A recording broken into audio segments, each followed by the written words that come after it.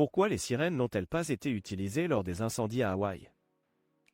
Suite aux incendies dévastateurs qui ont ravagé la ville de Lahaina sur l'île de Maui, les autorités de Hawaï sont vivement critiquées pour ne pas avoir activé les sirènes d'alerte. Le bilan des victimes continue de s'alourdir, avec 110 décès signalés jusqu'au mercredi 16 août. Cependant, les autorités affirment qu'il n'y a eu aucune négligence de leur part. La semaine passée a été marquée par une vague d'accusations contre les autorités locales, principalement liées à la non-activation des sirènes lors des incendies de Maui, qui sont devenus les feux les plus meurtriers aux États-Unis depuis plus d'un siècle. Pourtant, la décision, clairement expliquée mercredi, n'était pas due à un oubli ou à une négligence, selon les autorités. Les sirènes sont généralement utilisées pour les tsunamis. Selon Herman Andaya, responsable de l'agence de gestion des urgences à Hawaï, les sirènes sont principalement utilisées pour les tsunamis et les habitants sont formés pour se réfugier en hauteur lorsqu'ils les entendent. Il a souligné que leur décision de ne pas activer les sirènes était justifiée car l'incendie se propageait dans les zones montagneuses de Lahaina.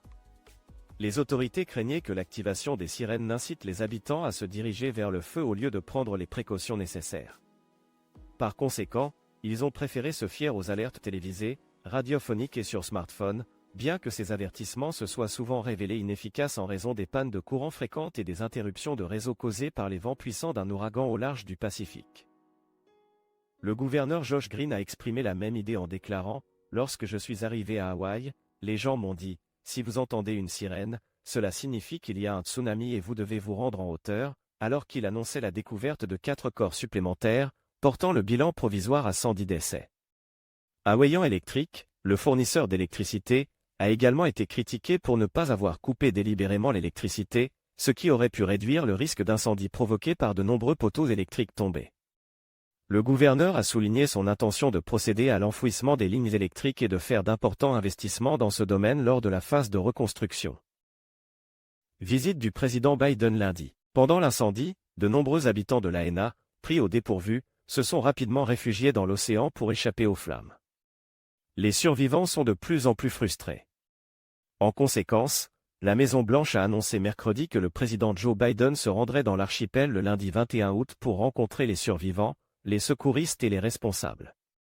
Biden a exprimé son engagement à veiller à ce que le peuple d'Hawaï dispose de tout ce dont il a besoin pour se remettre de cette catastrophe, via la plateforme des réseaux sociaux X, anciennement Twitter. Le président Biden a rapidement déclaré l'état de catastrophe naturelle à Hawaï, ce qui a permis le déploiement d'une assistance d'urgence du gouvernement fédéral. Cependant, il a été critiqué par l'opposition républicaine pour ce qu'ils perçoivent comme une réponse insuffisante ou indifférente aux incendies.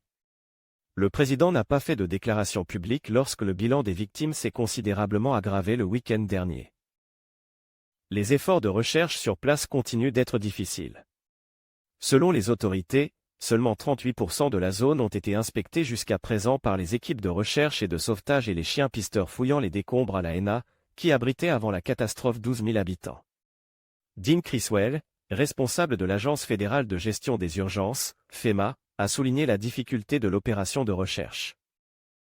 Des médecins légistes munis de morgues mobiles ont été dépêchés sur place mardi. Les équipes actuellement impliquées dans l'opération comprennent des experts qui ont travaillé sur des cas tels que les attentats du 11 septembre, les crashs d'avions et les grands incendies.